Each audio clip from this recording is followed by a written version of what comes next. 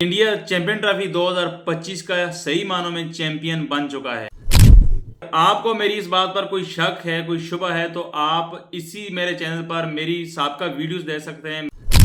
India के साथ साथ ऑस्ट्रेलिया, न्यूजीलैंड और जनूबी अफ्रीका सेमीफाइनल के लिए क्वालिफाई करेंगे। उसके तनाज़ुर में अपनी पेशगोई करता आ रहा था और सेम इट इज अल्लाह की शान वैसे ही होता आया।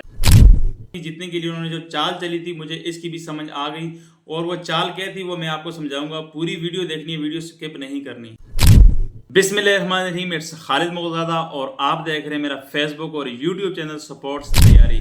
व्यूअर्स, बहारें आई और चली गई क्योंकि इंडिया चैंपियन ट्रॉफी 2025 का सही मानों में चैंपियन बन चुका है। अहम चीज ये है कि जो मैं कहता रहा, जैसे जैसे कहता रहा, हरफ बहरफ वैसे ही होता आ रहा था। अगर आपको मेरी इस बात पर कोई शक है, कोई शुबा है, तो आप इसी मेरे चैनल पर मेरी साबका वीडियोस देख सकते हैं, मेरा व्लॉग देख सकते हैं, मेरी जितने भी स्टेटमेंट्स थी, मेरे जितने भी बयानात थे, इस हवाले से आप देख सकते हैं। क्योंकि मैंने ना सिर्फ फाइनल पे प्रेडिक्शन की थी बल्कि सेमीफाइनल से कबल मैंने प्रेडिक्शन की थी, जब सिर्फ और सिर्फ 8 टीमों में से मैं सिर्फ इंडिया सेमीफाइनल में पहुंचा था। मैं ये नहीं कहता कि इंडिया से पहले मैंने प्रेडिक्शन की थी, लेकिन इंडिया जब सेमीफाइनल में पहुंच चुका था मैंने तब से प्रेडिक्शन की थी और मैंने ये कहा था कि इंडिया के साथ साथ ऑस्ट्रेलिया, न्यूजीलैंड और जनूबी अफ्रीका सेमीफाइनल के लिए क्वालिफाई करेंगे। सेम इट इज वही हुआ।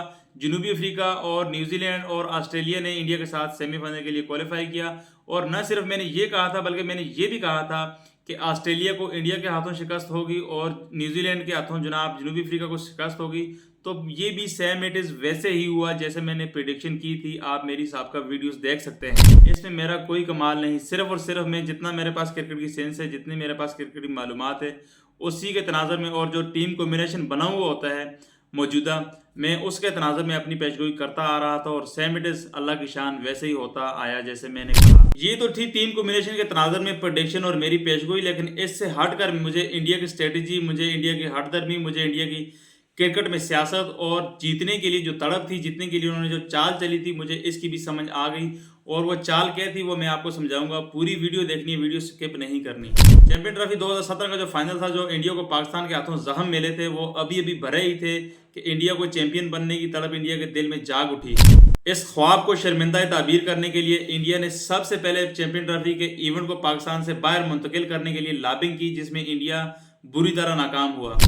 जैसे ही इंडिया को नाकामी का मुंह देखना पड़ा, इंडिया को मुंह की खानी पड़ी, तो इंडिया ने हाइब्रिड मॉडल की तजवीज़ पेश की, जो कि उनकी कामयाब डिमांड साबित हुई। इंडिया की इस तजवीज़ को पाकिस्तान ने दो तरफा मंजूर करवा के मेज़बानी के हुकूक हासिल किए। दो तरफा मैं इसीलिए कह रहा हूँ जिसके तहत इंडिया के तमाम तर मैचेस यूएई में खेले जाने थे। आइंदा इसी साल आने वाले एशिया कप की मेज़बानी जो कि इंडिया के पास थी, पाकिस्तान ने भी उस पर अपनी तजवीज़ पेश की, वो भी हाइब्रिड मॉडल के तहत। चैंपियन ट्रॉफी 2025 के लिए इंडिया की टीम एक हफ्ता कबल ही यूएई पहुंच चुकी थी, जहां पर उन्होंने पहुंचकर भरपूर प्रैक्टिस भी की और माहौल से आमांगी भी हासिल की। इसके साथ साथ आपको बताते चलें कि मक्कार इंडिया ने एक ही वेन्यू पर अपने तमाम तर मैचेस खेलने का जो मुतालबा किया और जो आईसीसी ने मंजूर किया। इंटरनेशनल क्रिकेट में आईसीसी ने दोहरा म्यार अपनाया, इंडिया के लिए और कानून और बाकी तमाम टीमों के लिए एक कानून।